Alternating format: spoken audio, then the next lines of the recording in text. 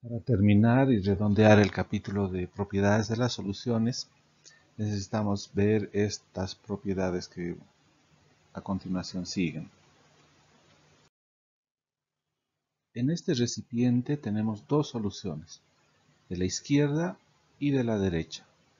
En la izquierda tenemos solvente. No se ve que tenga ningún soluto y podríamos decir que o bien es solvente puro o bien es una solución muy diluida. En cambio, a la derecha tenemos una solución que tiene un soluto que sería un azúcar, una sucrosa, que está disuelto en el solvente que es agua. Los puntitos celestes son las moléculas de agua. Estos glóbulos más grandes son moléculas de sucrosa. Ambos están separados por una membrana, que es una membrana semipermeable. Consiste en una pared, generalmente es orgánica, pero puede ser también sintética, que tiene unos orificios, unas perforaciones muy pequeños, prácticamente del tamaño de moléculas. O sea, esto no se puede ni siquiera ver con los ojos, sino que es a nivel molecular. Esta membrana permite el paso de moléculas pequeñas, como por ejemplo las del solvente, las del agua. Pueden atravesar estas perforaciones. En cambio, las moléculas más grandes del soluto no pueden pasar a través de esta membrana. Estas 6 que ven aquí representan las concentraciones. Aquí la concentración es muy baja, muy diluida. Aquí la concentración es mayor, de manera que izquierda es menor a derecha. Esta situación que vemos representa un desequilibrio. No es normal, no es igual. Si es que no hubiera la membrana que separa las dos soluciones, izquierda y derecha se mezclarían, porque las moléculas están en constante movimiento. Quizás no tanto como en el estado gaseoso, pero sí están en movimiento. De manera de que en algún momento las moléculas de agua van a la derecha y las moléculas de la sucrosa van hacia la izquierda. Este movimiento continúa gracias a que la membrana es semipermeable.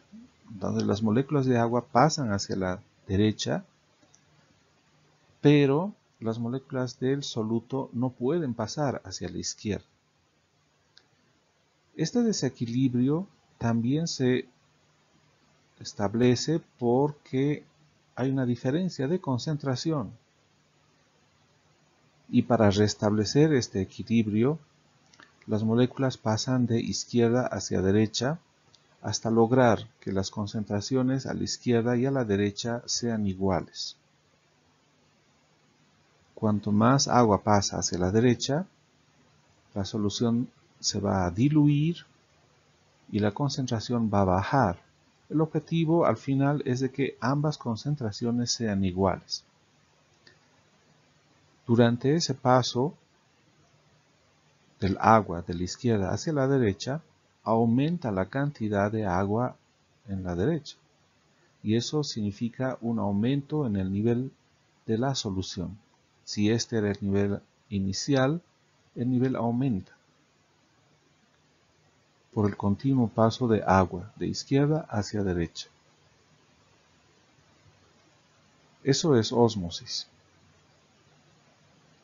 Al aumentar el nivel a la derecha, podemos ver de que hay una diferencia de nivel entre izquierda y derecha. Si este es el nivel en ambas cubetas, y a la derecha, este es el nivel inicial, y a la derecha ha aumentado hasta aquí, hay una diferencia de altura, h. Generalmente usamos h para las diferencias de altura. Esta diferencia, esta altura, este mayor nivel a la derecha que hacia la izquierda, significa una presión. Si no hubiera la pared divisoria, pues el agua volvería. La solución en realidad se nivelaría con la izquierda. Entonces esta diferencia de presión entre ambos lados se expresa mediante la altura h y se puede calcular mediante la fórmula de la presión hidrostática. La presión es igual a la densidad multiplicado por la aceleración gravitacional multiplicado por h. De esta manera se puede calcular la presión en todas las unidades de presión que conocemos. Esa presión es la presión osmótica. Ahora que esa presión también se puede expresar simplemente en altura. Como ustedes ven, presión es igual a densidad multiplicada por la aceleración gravitacional. Pero si es que la aceleración gravitacional es constante, y más o menos es constante, si es que estamos en un punto de la Tierra, casi no varía directamente, no varía, así que esto es una constante. Y si es que la densidad también es constante, entonces basta con expresar la altura como unidad de presión. Y de ahí que conocemos, por ejemplo, unidades de presión como los milímetros de mercurio. También esta presión se puede expresar en milímetros de agua. O sea, directamente al medir esta altura, si sabemos qué altura es, y es una altura de agua, entonces expresamos esa presión en milímetros de agua. Solo que es más común expresar en milímetros de mercurio. Aquí tenemos la densidad del agua, que es 1 gramo sobre centímetro cúbico, y la densidad del mercurio, que es 13,5 gramos por centímetro cúbico.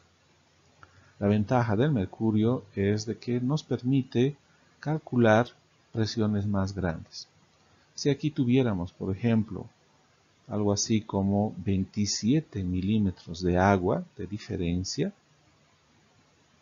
escribiríamos 27 milímetros de agua, esa sería la presión,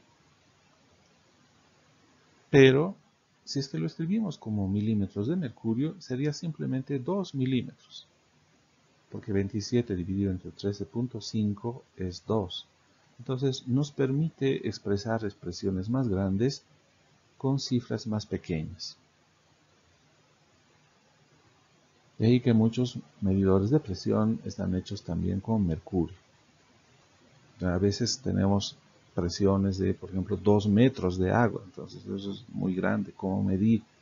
Por eso a veces se utiliza más fácilmente el mercurio, aunque el mercurio de manera general ya no se usa de manera experimental por el problema de la contaminación con mercurio. Es peligroso, afecta a la salud. Bueno, el asunto es de que hay una altura y eso significa una presión. Y esa es la presión osmótica. Ahora, ¿de qué depende esa presión? Porque en este momento podemos ver de que hay una diferencia de altura entre ambos lados y eso es una presión. Pero esa presión se origina a esta diferencia de concentraciones. Entonces, la presión osmótica, que abreviamos con la letra pi, es igual a esta expresión, mRT. R es la constante universal de los gases, 0,0821, sus unidades son atmósferas, litros sobre grados Kelvin y mol. T es la temperatura, que tiene que estar en grados Kelvin. La temperatura es igual a la temperatura en grados centígrados más 273. Y lo importante es M, que es la concentración molar del soluto en mol sobre litro. Entonces, esta solución tiene una presión osmótica inherente, o sea, es su presión osmótica y es pi y es igual a mRT. La solución de la izquierda también tiene una presión osmótica y al final tenemos una diferencia de presiones osmóticas. Si la concentración a la izquierda es 0, entonces claro, pi va a salir 0. ¿Por qué? Porque la concentración molar de soluto es 0. Aquí vemos un efecto de la presión osmótica. Aquí una aplicación. Aquí tenemos una solución salada, que es un agua de mar, a la que se le aplica una presión con el objetivo de que las moléculas de agua pasen a través de esta membrana semipermeable. Pero la membrana no va a dejar pasar al soluto, que son las sales. De esa manera se obtiene un agua sin sal, que se denomina agua dulce y que es un agua que se puede beber. ¿Qué presión se necesita para obligar al agua a hacer este fenómeno? Porque en realidad el agua quiere pasar de derecha a izquierda y no de izquierda a derecha. Entonces, para contrarrestar este efecto y obligar al agua a pasar a través de la membrana, se debe aplicar una presión que es igual a la presión osmótica, con alguna presión adicional para compensar las pérdidas. Este proceso se llama ósmosis inversa y se aplica bastante en países vecinos, como por ejemplo como en Chile, en el norte de Chile, donde hay poca agua, y también en Israel y en varios otros países costeros, los países árabes, por ejemplo, que no tienen mucha agua. A la derecha ya también vemos glóbulos rojos. Ellos están en una solución que es el suero sanguíneo. Normalmente los glóbulos rojos se ven así. Dentro de los glóbulos rojos hay una solución y tiene solutos, los nutrientes, etc. Y por lo tanto tiene una presión osmótica. El suero sanguíneo, que es el fluido alrededor de los glóbulos rojos, también tiene una presión osmótica.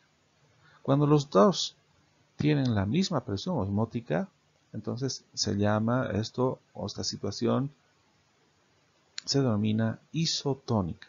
Iso de la misma tono, de la misma concentración. Pero puede suceder de que el suero sanguíneo tenga una menor presión osmótica. Esto sucedería si es que se coloca a los glóbulos rojos en agua, o por ejemplo en agua destilada.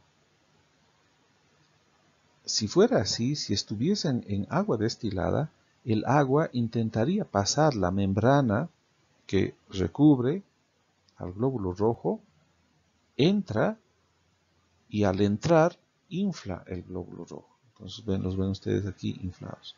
Por esta razón, cuando nos inyectan algún medicamento, se mezcla el medicamento con agua destilada, eso es cierto, pero con el medicamento viene no solamente el medicamento, sino también las sales y azúcares para que la composición del suero sanguíneo no varíe.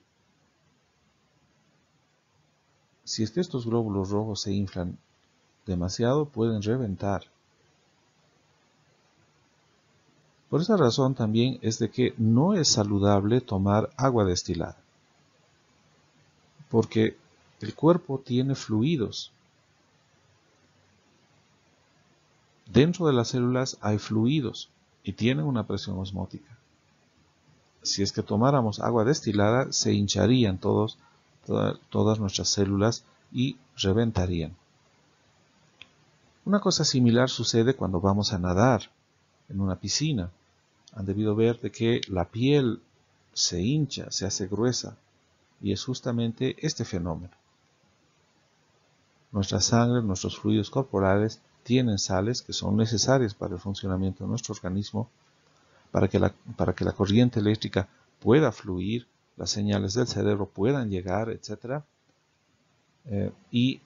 El agua en la que, por ejemplo, practicamos natación, tiene una menor presión osmótica. Entonces el agua penetra a las células de la piel y la hinchan.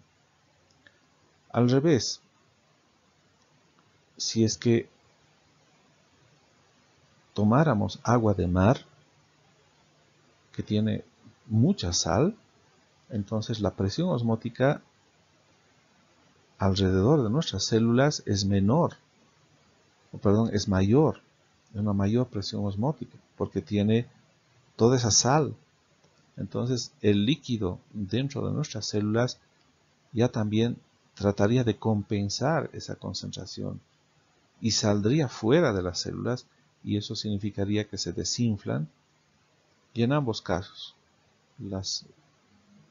si se desinflan o si es que se inflan demasiado, las células mueren.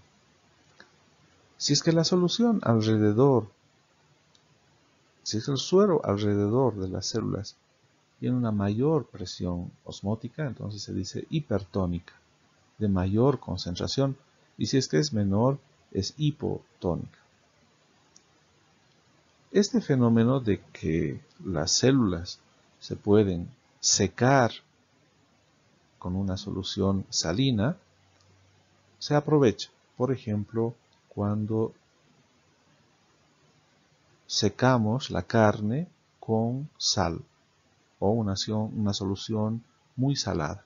Entonces aquí tenemos tejidos que representan carne, y a este otro lado tenemos una solución salada o directamente sal, una solución de alta concentración, una solución osmótica, dice aquí.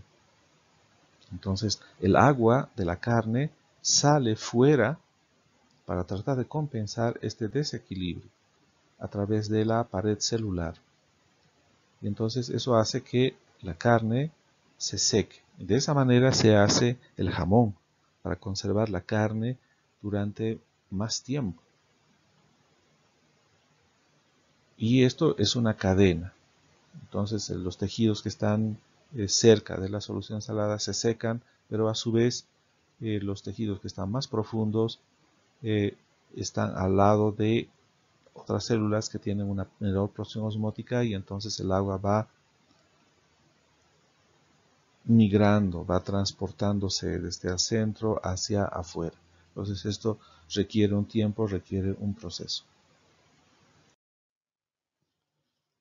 Las soluciones pueden tener varios solutos, como por ejemplo en el suero sanguíneo hay sales, hay glucosa, son varios solutos. En el agua potable, por ejemplo, tenemos diferentes sales, cloruros, sulfatos, carbonatos, sodio, los iones, sodios, calcios, magnesios, potasios. Bueno, entonces hay una presión osmótica que se debe al soluto A y otra que se debe al soluto B.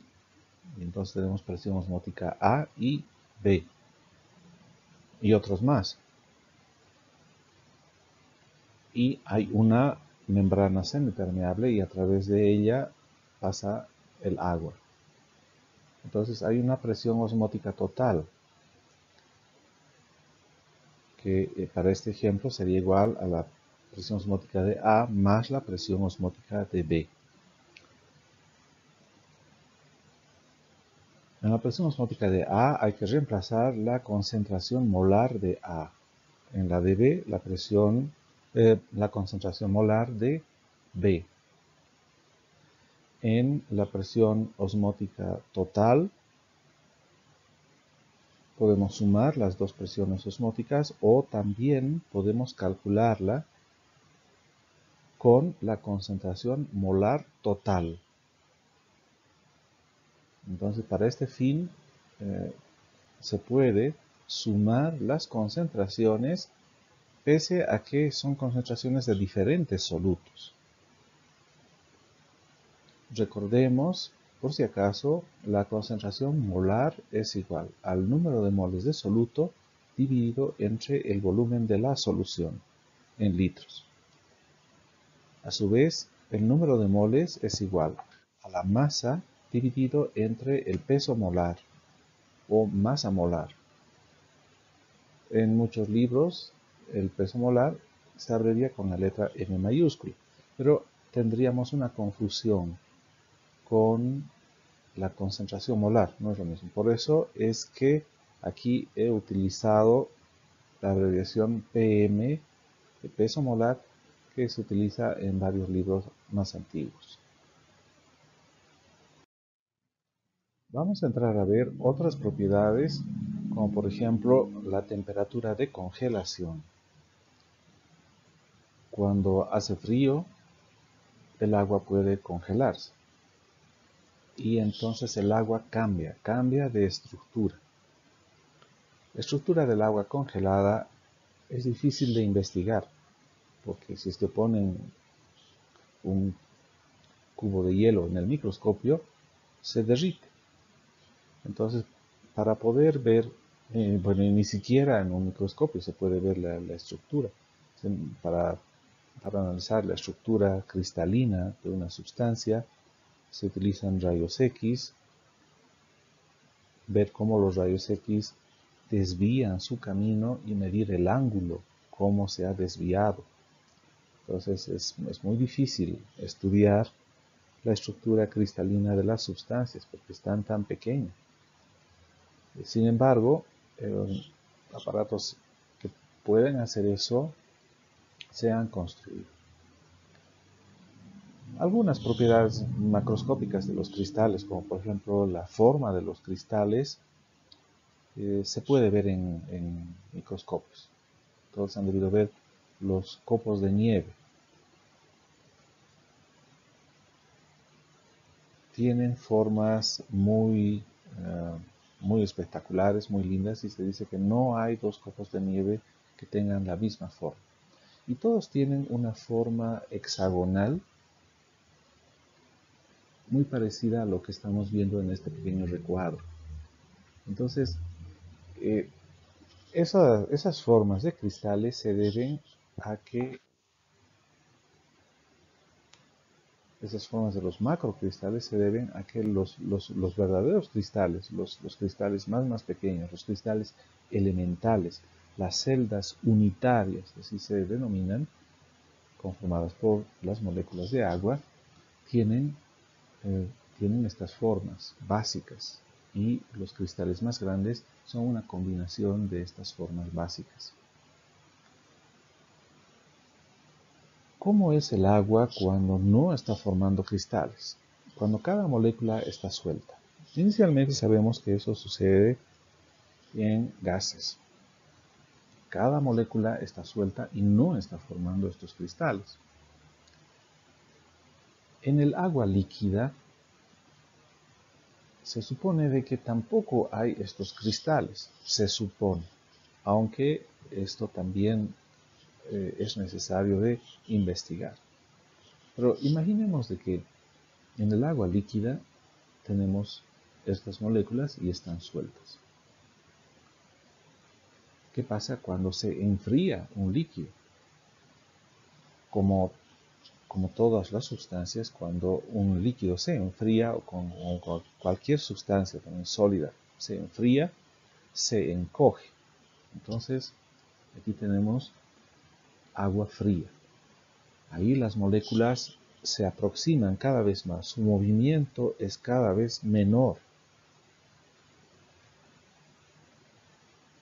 Y por esa razón, cuando ocupa un menor volumen, entonces la densidad aumenta. Recuerden que la densidad es igual a la masa sobre volumen.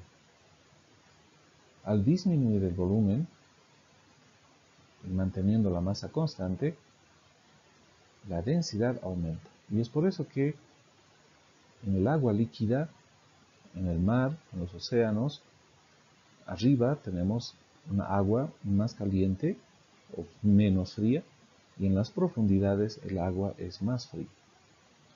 Pero ¿qué pasa si es que la temperatura disminuye más todavía? Entonces se congela. ¿Y qué sucede cuando el agua se congela? Forma cristales. Cristales como este de aquí. Vean ustedes que las moléculas se organizan, se arreglan, formando estructuras sólidas que no son estructuras cualquiera. Esto sucede en el agua, no sucede con todos los líquidos. El agua es una sustancia muy especial. Entonces se organiza en estos cristales y vean ustedes cómo la distancia entre las moléculas resulta ser mayor. Entonces, al aumentar el volumen, la densidad disminuye y por esa razón el agua sólida, o sea, lo que conocemos como hielo, flota, porque su densidad es menor. Este fenómeno que observamos con un cubo de hielo o con los icebergs sucede en todas partes. Aquí ustedes que estudian ingeniería civil, ven ustedes aquí una carretera. En invierno el agua en el concreto, en el cemento, en las estructuras, en las casas, el agua aumenta de tamaño, porque agua hay en todas partes. Hay en las grietas, pero también dentro de las estructuras, en los ladrillos, en el concreto, hay una agua cristalina. El cemento se hace con agua. Entonces, si es que esa agua, si hay suficiente agua para formar estos cristales, y fíjense cuántas moléculas se necesita 6 moléculas, forman cristales, puede reventar, porque aumenta de volumen.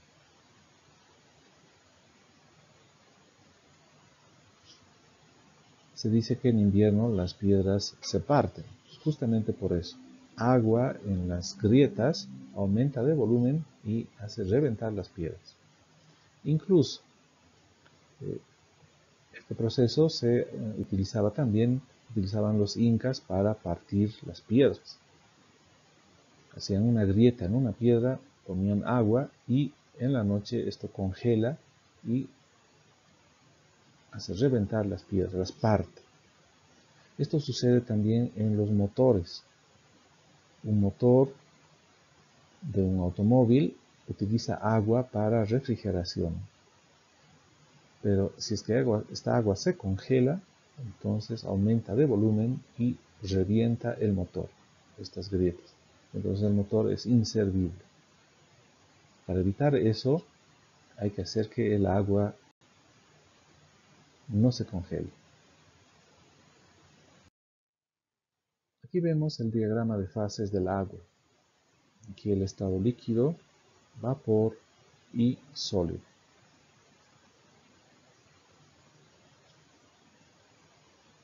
Para que un agua líquida se convierta en sólido, tiene que pasar a través de esta línea.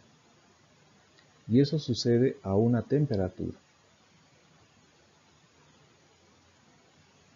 Eso sucede en el agua pura, en el H2O. Pero ¿qué pasa cuando tenemos una solución? Una solución, o sea, una mezcla de agua con un soluto, un agua azucarada, por ejemplo, o un agua salada. Ese diagrama se modifica y a la nueva línea de equilibrio entre líquido y sólido es esta línea punteada.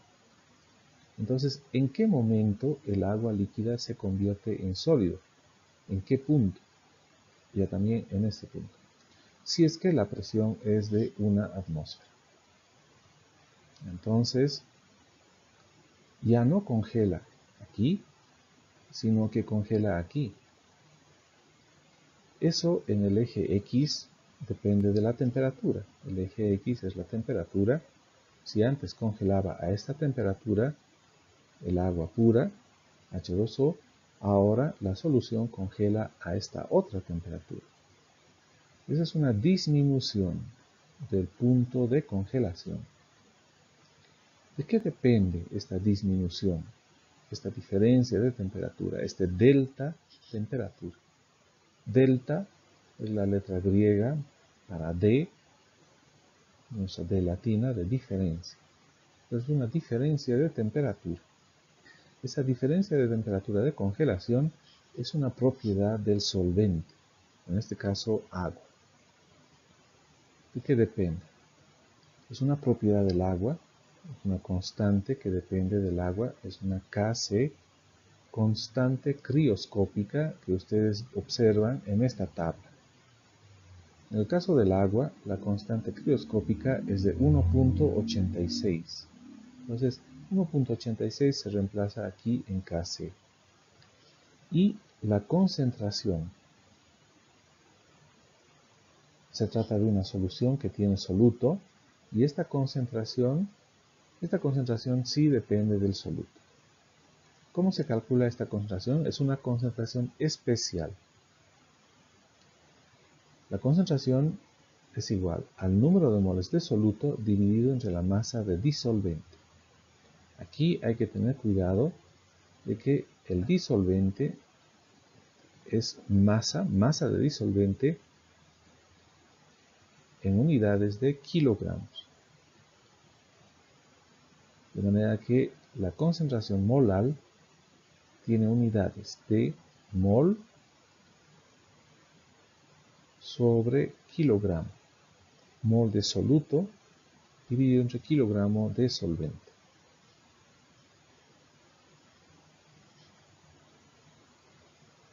Esta constante crioscópica, como les decía, depende del solvente. Entonces aquí tenemos varios solventes, como por ejemplo el agua.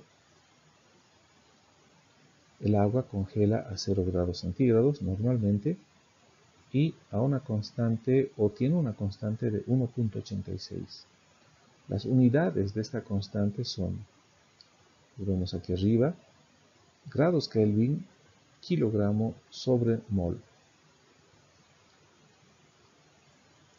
¿Cómo se calcula ahora la temperatura de congelación? Es igual a la temperatura de congelación del solvente, que sería, en el caso del agua, 0 grados centígrados, menos delta T, esa diferencia de temperatura de congelación.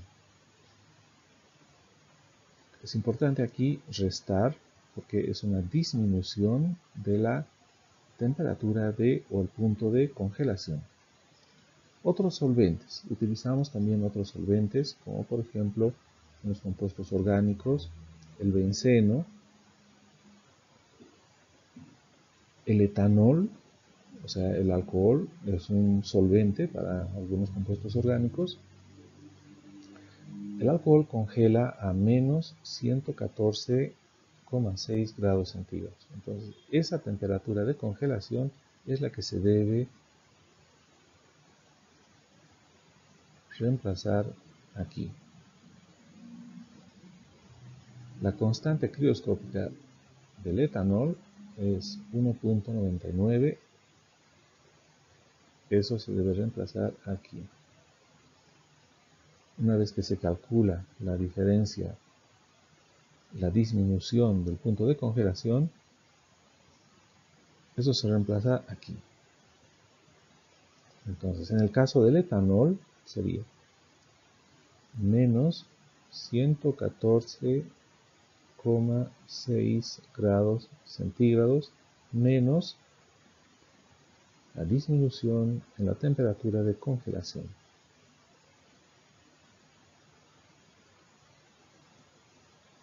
Ahora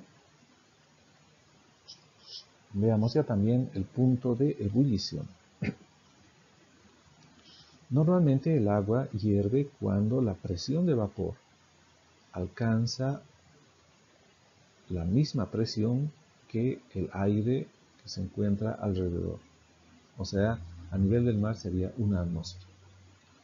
A esa temperatura hierve el H2O. Pero si tenemos una solución que tiene un soluto, entonces eso cambia. El diagrama de fases se modifica. Ven ustedes aquí, esta sería la línea punteada que corresponde a una solución. La temperatura necesaria para alcanzar una atmósfera de presión ya no es esta de aquí, sino es esta otra. Eso es un aumento. La nueva temperatura es mayor a la temperatura a la que hervía el agua.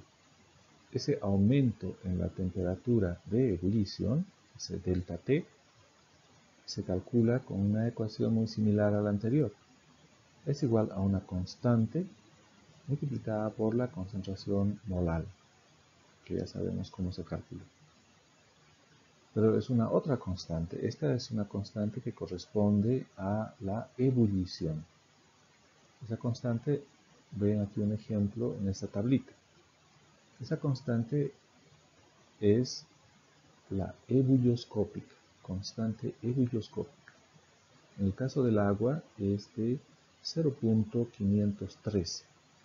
Es una propiedad del agua. El agua hierve normalmente a 100 grados centígrados, pero si es que disolvemos algo, algún soluto, como por ejemplo azúcar, entonces ya no hierve a 100 grados, hierve a una mayor temperatura. Entonces, esa constante ebulloscópica hay que reemplazar aquí, esta constante de 0.513, entonces reemplazamos en la fórmula, calculamos el aumento en la temperatura de ebullición y reemplazamos en esta otra fórmula para calcular la temperatura del punto de ebullición de la solución, que es igual a qué temperatura hierve la solución, hierve a la temperatura de ebullición del solvente, o sea, el agua hierve a 100 grados normalmente, más, y esto es importante porque es un aumento en la temperatura de ebullición, más un delta T, que se calcula con esta ecuación.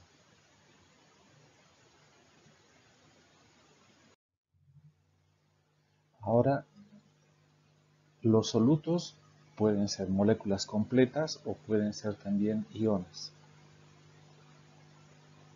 En el caso del cloruro de sodio, que es un ejemplo más sencillo, esta molécula no se queda como molécula de cloruro de sodio cuando se disuelve en agua, sino que se descompone en su parte positiva y negativa, el ion sodio y el ion cloruro. Entonces, un soluto iónico se convierte en dos solutos y su efecto es el doble. Veamos cómo es que su efecto es el doble. De manera general, hay una concentración total y esa se debe a la concentración molar del soluto que no se ha ionizado, la concentración del catión, o sea, la parte positiva, más la concentración del anión, que es la parte negativa. Pues de manera general, para calcular esta concentración total, es igual a la concentración nominal, C sub 0.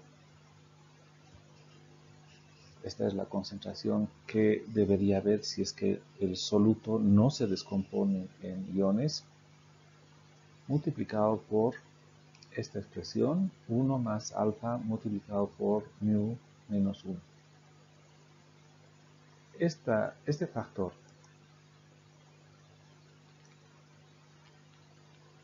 que multiplica a la concentración nominal se agrupa en un término que se denomina el factor de Van Hoff.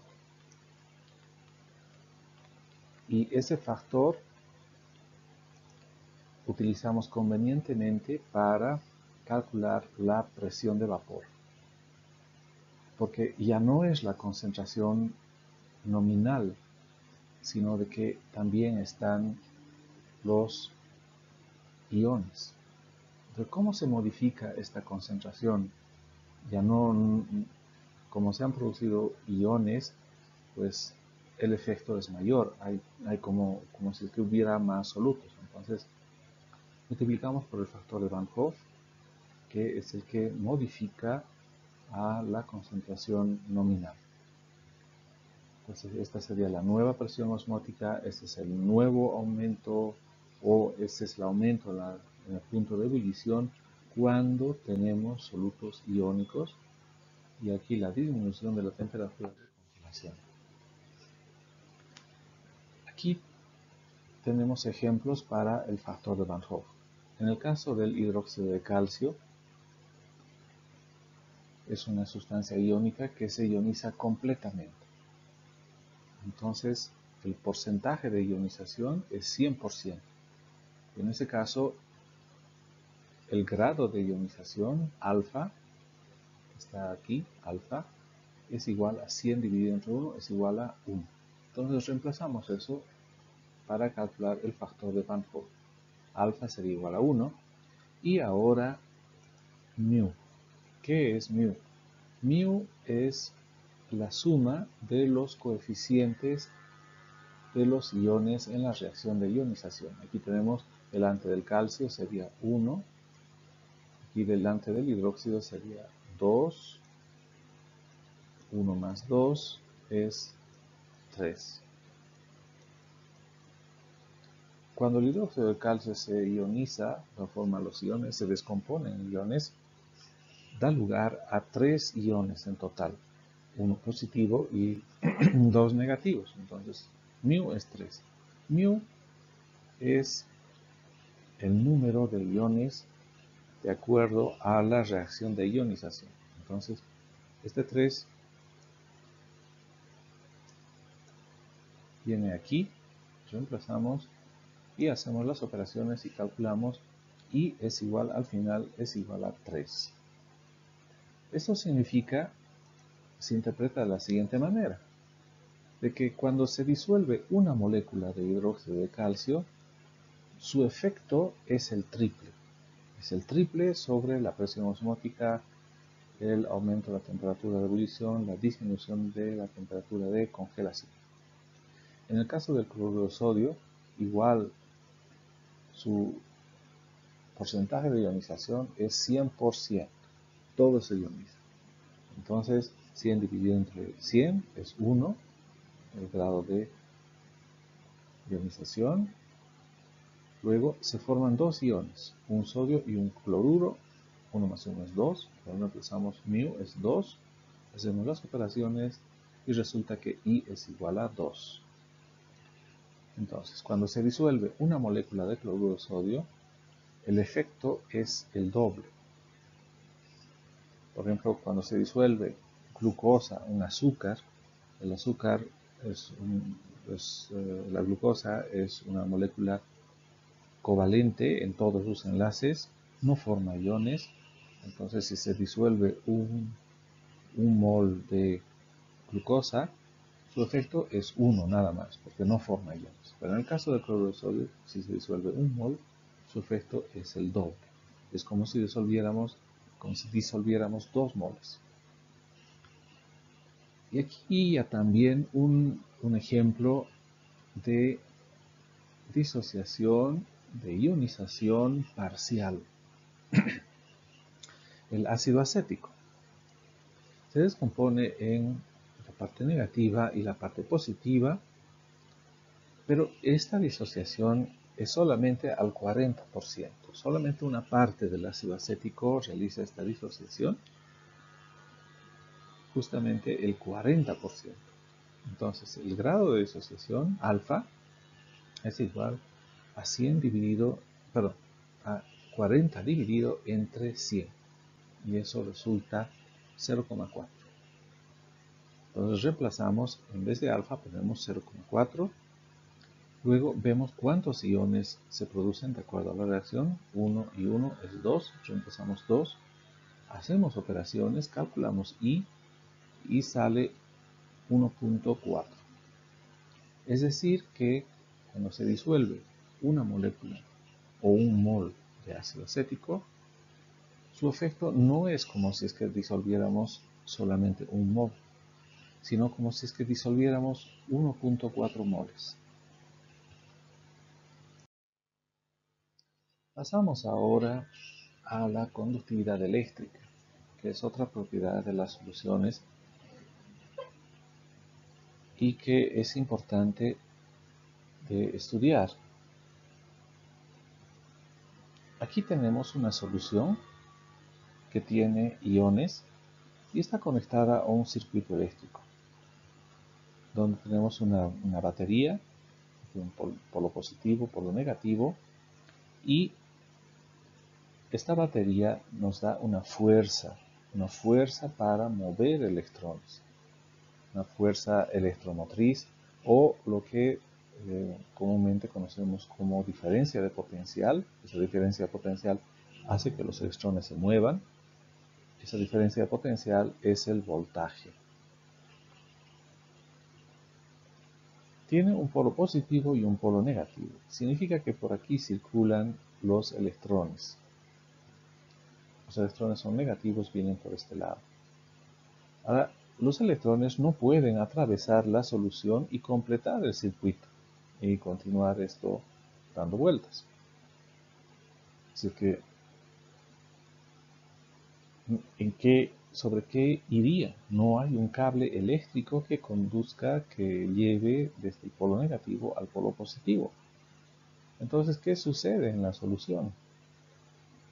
Lo que sucede es de que las cargas eléctricas de los iones, prácticamente los iones mismos, son los que se mueven. Al moverse los iones transportan carga eléctrica. ¿Cómo sucede eso?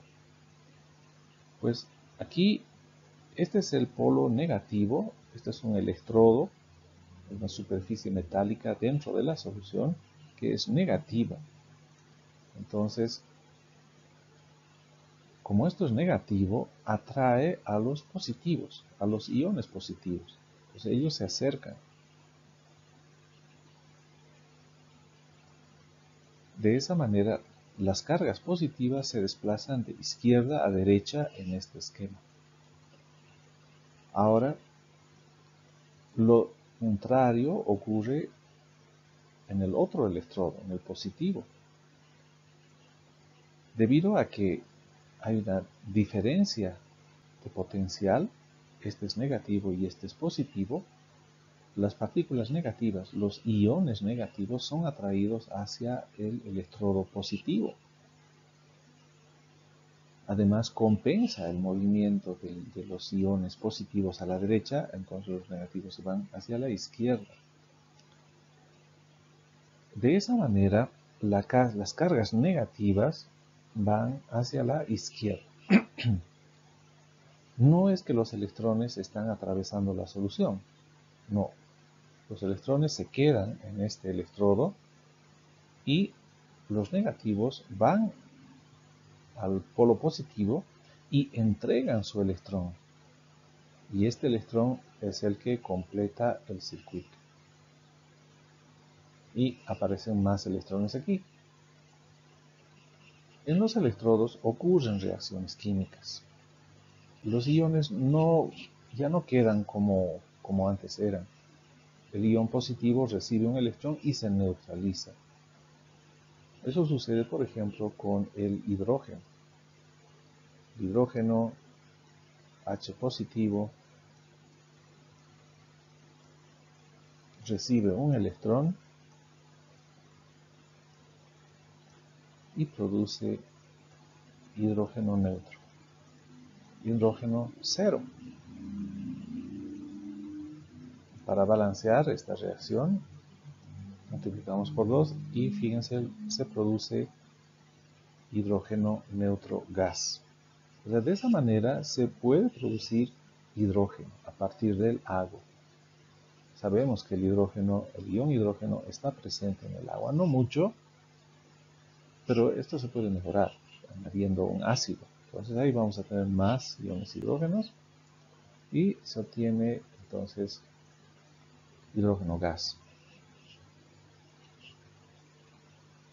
Entonces los electrones no atraviesan la solución, sino que ocurren reacciones químicas en el electrodo. Pero esto solamente es posible cuando hay iones en la solución. Si es que no hay iones, entonces esto no va a ocurrir. Y también cuantos más iones hay, tanto mejor es este proceso. Esta circulación de cargas eléctricas y finalmente el movimiento de electrones. Es decir, en el agua destilada, por ejemplo, este proceso funciona muy mal. Pero si es que hay un soluto, entonces, y un soluto iónico, o sea, cuando hay los iones, entonces esto ocurre. Por ejemplo, cuando se pone cloruro de sodio. ¿Qué pasa con el cloruro de sodio? Aquí tenemos sodio, cloruro, que forma iones sodios y los cloruros. Entonces, estos iones sodios son los que se acercan al electrodo y reciben su electrón. De esa manera se puede obtener sodio metálico. Lo que hemos hablado en la anterior lámina se realiza en la electrólisis, cuando se quiere obtener hidrógeno gas o, por ejemplo, sodio metálico o gas cloro. El gas cloro también irá al otro electrón. Pero también, aparte de ese proceso industrial, también simplemente queremos medir la conductividad.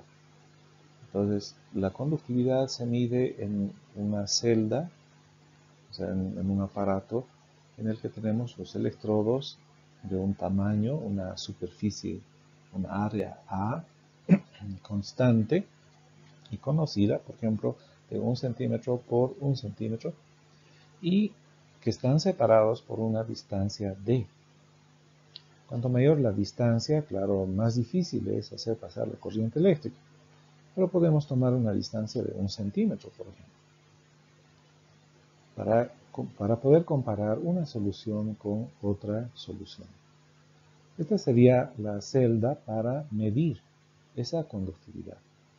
La conductividad es la inversa de la resistividad, o sea, la inversa de la resistencia.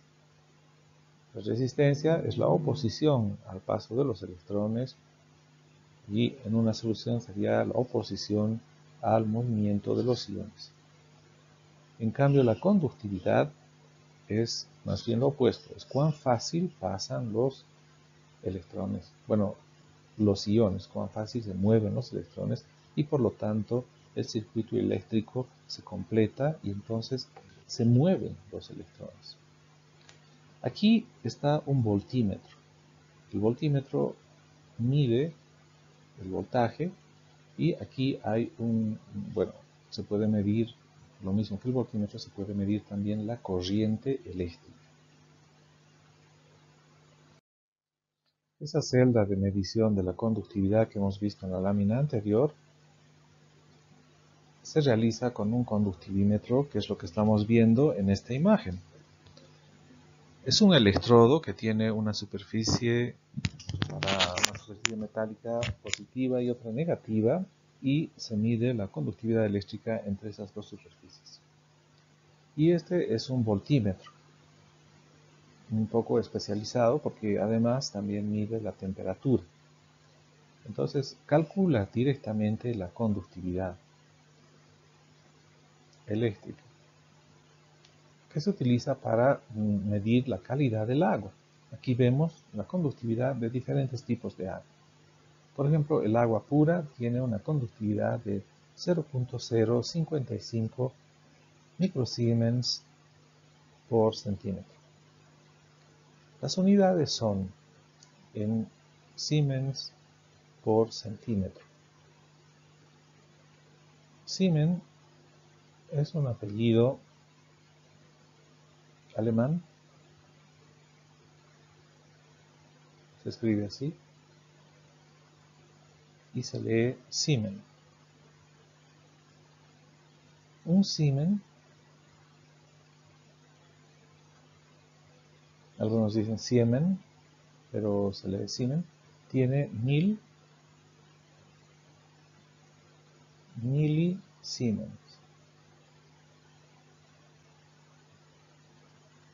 Y tiene 1.000.000 de microsiemens, o Siemens, en plural. Entonces vemos aquí, en el caso del agua pura, 0.055 microsiemens por centímetro. En el agua destilada, este es H2O, el agua destilada tiene solutos, por ejemplo el cloro, que es volátil. Se vuelve gas y entonces se obtiene, juntamente con el agua que está destilando, igual se condensa y igual sigue en el agua destilada. Por eso es que la conductividad no es como la del H2O pura. Entonces, el agua destilada tiene una conductividad de 0,5 microsiemens por centímetro. El agua de montaña, 1 microsiemens por centímetro, es el agua de deshielo. El agua de mar, 52 microsiemens, 52 milisiemens por centímetro. Esta es un agua salada. En microsiemens, entonces sería 52.000, hay que multiplicar por 1000, microsiemens por centímetro. Entonces fíjense la relación, es 52.000 veces la conductividad del agua de deshielo. Bien, el agua potable que consumimos tiene 10.000 microsiemens por centímetro. Entonces, con esta medición de la conductividad, podemos ver qué calidad de agua es. Es un parámetro importante para saber cómo es esa agua.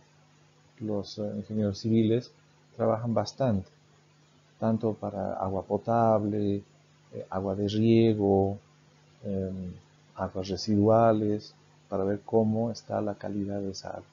¿Y de qué depende la conductividad? Pues de todos los iones que están en el agua. ¿Qué iones son? Pues son varios iones. Entonces, el agua se evapora, se condensa en las nubes, llueve, cae al suelo y ahí empieza a disolver. Por ejemplo, sodio. Entonces, empieza a disolver sales, como por ejemplo el cloruro de sodio.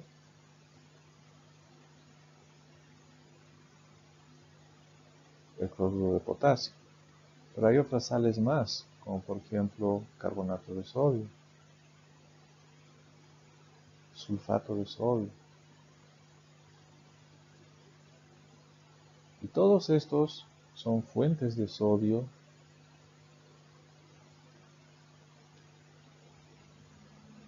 Entonces, cuando se lleva al laboratorio a hacer análisis químico, ellos indican la concentración de sodio. ¿De dónde ha venido? De estos tres: cloruro de sodio, carbonato de sodio, sulfato de sodio y otros más. Lo mismo va a ser con el potasio, con los sulfatos, carbonatos, sus cargas eléctricas son así, los cloruros. Pues todo esto es una suma de iones y ellos afectan a la conductividad eléctrica. La conductividad eléctrica K se puede calcular mediante esta ecuación que depende de la capacidad de conducir cargas eléctricas del catión y del anión. Aquí, por ejemplo, en el ácido acético, que se descompone en su parte positiva y negativa, la parte negativa, el acetato, es una molécula, es un ion más grande, mientras que el hidrógeno es el más pequeño y que tiene una movilidad mucho mayor por ser pequeño y poder atravesar la solución. Entonces, estas conductividades molares del anión y del catión son diferentes. Luego, hay que ver cuántos iones produce. De acuerdo a la reacción de ionización, se produce un acetato y un ion hidrógeno. Entonces aquí esto sería 1 y 1. Luego, no todas las moléculas del ácido acético realizan esta ionización, solamente un porcentaje. Eso va en el grado de disociación o ionización. Dividido entre 100, el grado de ionización es el porcentaje de ionización dividido entre 100, multiplicado por la concentración. En realidad la conductividad eléctrica dependería de la concentración de los iones, pero esta fórmula nos ayuda a hacer un cálculo más directo. Calculamos directamente con la concentración nominal y ya no calculamos las concentraciones de cada uno. Directamente reemplazamos la concentración nominal, o sea, la concentración del soluto sin considerar que se va a ionizar, o sea, antes de la ionización. Todo esto se entiende mejor con un ejemplo. Aquí, calcular la conductividad eléctrica de una solución de ácido acético que tiene una concentración de 10 ppm. La concentración es de 10 ppm. Fíjense que estas unidades de concentración no son concentración molar, pero justamente necesitamos la concentración molar. Porque ¿qué es 10 ppm? 10 ppm significa 10 partes por millón. En el caso de el agua, cada litro pesa 1 kilo. O sea, que 1 litro tiene 1000 gramos. Y entonces 1000 litros son 1 millón de gramos. 10 ppm significaría 10 gramos en 1 millón de gramos. 1 millón de gramos de agua significarían 1000 litros. Entonces, haciendo esa división sería que 10 ppm es como 10 gramos en 1 millón de litros. O perdón, 1000 litros. 10 gramos sería el soluto. Y necesitamos esto en moles, porque aquí tenemos conductividad molar. Entonces, 10 gramos dividimos entre el peso molar del ácido acético, que es 60. Eso sale 0.16 moles. ¿En qué volumen están estos 0.16 moles? Están en un volumen de 1000 litros. Entonces, dividimos 0.16 entre 1000 y eso sale 1.6 por 10 a la menos 4 moles sobre litro. Aquí ya las unidades de concentración están en mol sobre litro. ¿Hemos calculado la ionización, etcétera? No, nada. Aquí no hemos considerado la ionización. Esta es una concentración como si es que el ácido acético no se ioniza. O sea, esa es la concentración nominal, molar. Esa concentración molar de 1.6 por 10 a la menos 4 moles sobre litro, tenemos que transformarlo un poquito más porque la conductividad se mide en unidades de centímetros o metros. Aquí vamos a calcular en metros. ¿Por qué? Porque aquí ven ustedes las tablas de conductividades molares de los iones y están en unidades de metros cuadrados multiplicado por Siemens sobre mol. En el caso del acetato es 40.9 y en el caso del hidrógeno es 349.65 metros cuadrados Siemens sobre mol. Ven ustedes que esto es la conductividad molar del ion hidrógeno, es casi 10 veces la conductividad molar del acetato. Así que no podemos trabajar, no podemos continuar con litros, así que tenemos que transformar a metros. Unidades de volumen en metros son los metros cúbicos. Entonces, aquí tenemos la concentración que era en moles sobre litros. Los litros tenemos que hacer desaparecer, así que multiplicamos por litros y tiene que estar en metros cúbicos. Eso va abajo y tenemos que saber que un metro cúbico tiene 1000 litros. Entonces aquí litros con litros se simplifica y obtenemos la concentración en mol sobre metro cúbico.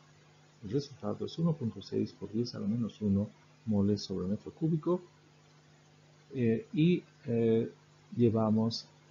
recordamos que estas son las conductividades molares del acetato y del hidrógeno.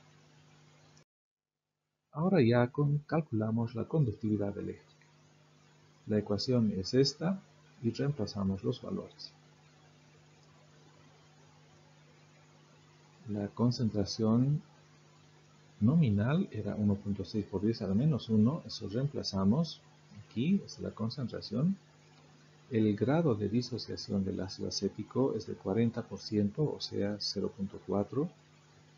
Luego, la conductividad molar del ion hidrógeno es 349.65 por 10 a la menos 4. Las unidades Siemens metro cuadrado sobre mol multiplicado por el número de iones hidrógeno que se produce en la reacción, o sea, Z es 1, es 1 multiplicado por esto, y del acetato, se produce un acetato en la reacción de disociación, entonces 1 multiplicado por la conductividad molar del ion acetato. Hacemos operaciones y esto sale 2,19 por 10 a la menos 3 Siemens sobre metro. En algunas tablas la conductividad está en microsiemens. ¿Cómo habría que transformar? ¿Cómo habría que cambiar? Bueno, hay que saber que un Siemens tiene 1.000.000 de microsiemens. Entonces tenemos que simplificar Siemens con Siemens, por eso ponemos Siemens aquí abajo, y arriba ponemos microsiemens, y las equivalencias numéricas. Un Siemens tiene 1.000.000 de microsiemens. Entonces, haciendo operaciones, y hay otro detalle más, de que la distancia no está en metros, sino en centímetros. Entonces hay que transformar eso, sabiendo que un metro tiene 100 centímetros. Entonces, metro con metro se tiene que simplificar, por eso metros va arriba y centímetros va abajo. Y luego hay que saber que un metro tiene 100 centímetros. Finalmente, haciendo todas las operaciones matemáticas, sale 21,9 y las unidades serían microsiemens sobre centímetro. Entonces, esta es la conductividad eléctrica o esta otra en otras unidades. Esto es lo que se puede calcular para soluciones diluidas. Cuando las soluciones son concentradas al límite de su concentración, por ejemplo en el caso del agua de mar, hay que hacer otras correcciones adicionales, pero que no las vamos a hacer ya nosotros.